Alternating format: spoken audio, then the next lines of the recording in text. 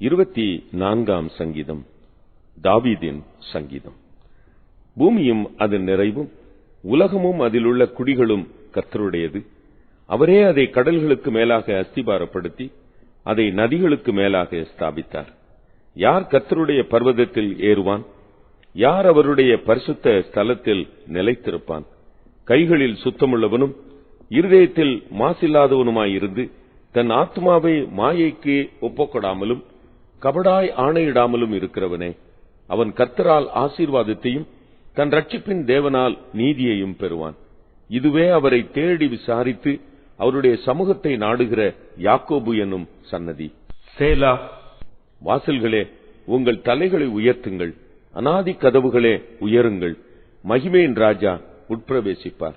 யார் இந்த மகிமையின் ராஜா? அவர் வல்லமையும் பராக்கிரமும் உள்ள கர்த்தர். அவர் யுத்தத்தில் பராக்கிரமுள்ள கர்த்தராமே.